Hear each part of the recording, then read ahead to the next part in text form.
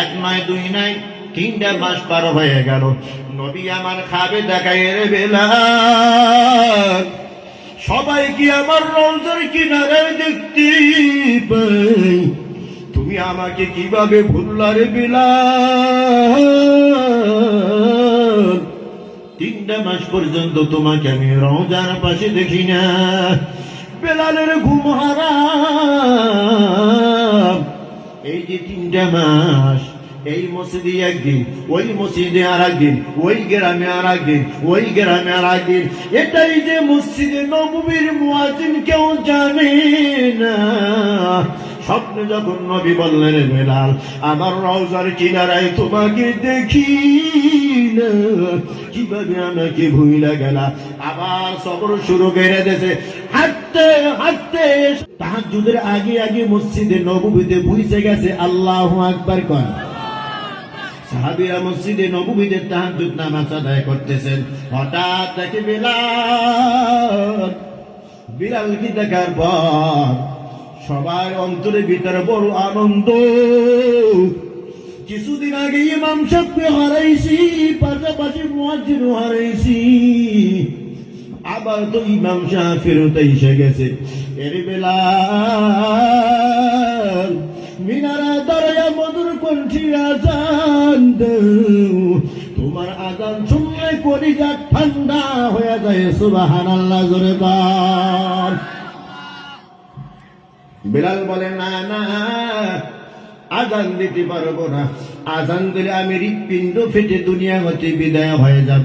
সবাই যখন জোর অনুরোধ করলো বেলাল একটু আজান দাও, বেলাল যখন তাহাজ্জুদের নামাজের আজান দেয়, ফাতেমা রাদিয়াল্লাহু তাআলা আনহা এক রুমের ভিতরে তাহাজ্জুদ নামাজ আদায় করতেছে, আর এক রুমের ভিতরে আলী রাদিয়াল্লাহু তাআলা আনহু তাহাজ্জুদ নামাজ আদায় করিয়া মুনাজাত করিয়া কান্দে। ফাতেমা মুনাজাত বাদ দিয়া এসে বলে, প্রাণের স্বামী আমার, আমার শুনতে যদি ভুল না হয় মসজিদে নববীর মুয়াজ্জিন মনে হয় আয়েশা গেছে। আল্লাহু আকবার কর। আলীও কান্দার বলে, হ্যাঁ আমি তো বিলালের কণ্ঠ শুনেছি। ফাতেমা চোখের পানি ফালাইয়া কান্দার বলে, ইমাম সাহেবকে হারাইলাম, সাথে সাথে মুয়াজ্জিনকে হারাইছি। এর প্রাণের স্বামী আমার, ইমাম সাহেব হারাইছি, মুয়াজ্জিনকেও হারাইলাম। মুয়াজ্জিন যেহেতু ফেরত এসেছে, ইমাম সাহেবও মনে হয় ফেরত আসবে।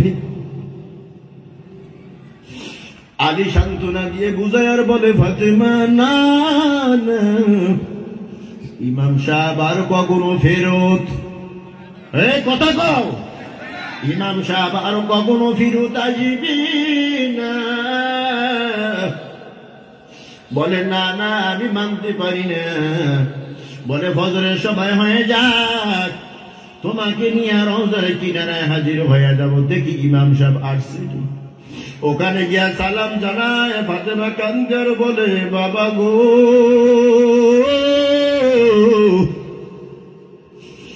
মুয়াজ্জিনকে হারাইলাম, দীর্ঘদিন পর মুয়াজ্জিন হাজির হয়ে গেছে, ইমাম সাহেবকে দেখতে কেন পাই না? ইমাম সাহেবকেও একটা নজর দেখতে মনে চায়।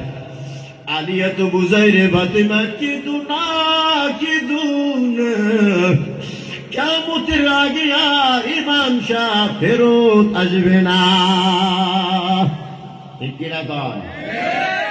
لا ترفعوا أصواتكم فوق صوت النبي ولا تجهروا